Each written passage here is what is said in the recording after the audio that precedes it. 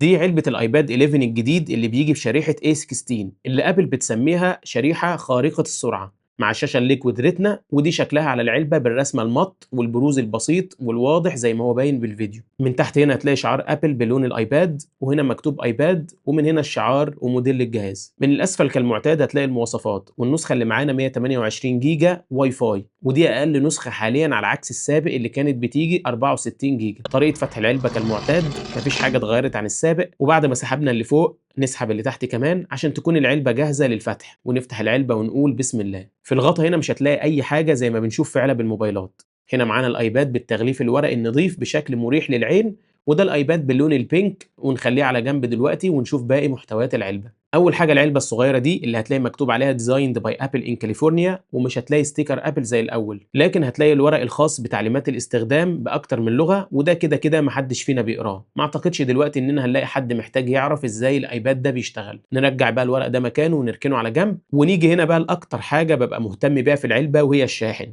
وهنا معانا راس الشاحن اللي بتيجي بقدرة 20 واط، وهتلاقي ده مكتوب عليها هنا زي ما واضح معانا. وزي الايباد برضو هتلاقي راس الشاحن متغلفه بالستيكر الورقي عشان الحفاظ على البيئه. هنا معانا اخر حاجه سلك الشحن اللي بيجي من القماش، والمميز هنا اننا معانا سلك الشحن الاصلي زي ما هو واضح معانا سلك الشحن التايب سي من الناحيتين بشكل وملمس القماش والخياطه اللي هي واضحه زي كده، والخامات دي تخليه قوي ويستحمل الاستخدام لوقت طويل. وزي ما واضح كده معانا التايب سي من الناحيتين، تقدر تحط السلك من اي اتجاه في الشاحن بالشكل ده. نيجي بقى للحظه الحاسمه اللي كلنا بيحبها والصوت اللي كلنا بيحبه، ونشيل الاستيكر من عليه.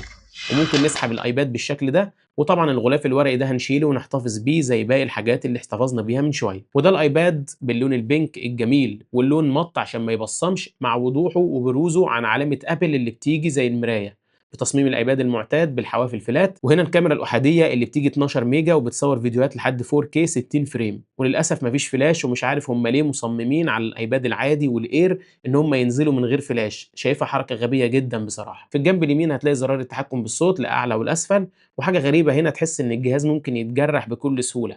بقول لك كده عشان تحافظ عليه وتعرف ان الخامات هنا مش افضل حاجه. ومن الجانب الايسر هنا هتلاقي الثلاث نقط دول الخاصه بالملحقات زي الجراب والكيبورد والماوس وغيره. ومن تحت هتلاقي السماعات والمايك، ولو ركزت هنا هتلاقي منفذ الشحن التايب سي من جوه بيجي بنفس لون الايباد. من فوق نفس الكلام السماعات، وهنا زرار الباور اللي بيجي مدمج فيه البصمه بالملمس الزجاجي زي اجيال الاير اللي فاتت وكل الاجيال السابقه بنفس الشكل ونفس الخامات. دي كانت كل محتويات علبه ايباد 11 الجديد. وفي الفيديو اللي جاي ان شاء الله هقول لك مميزاته وعيوبه. عشان لحد هنا اكون وصلت لنهايه الفيديو. شكرا على المشاهده، وشكرا 52 الف مشترك. مع السلامه.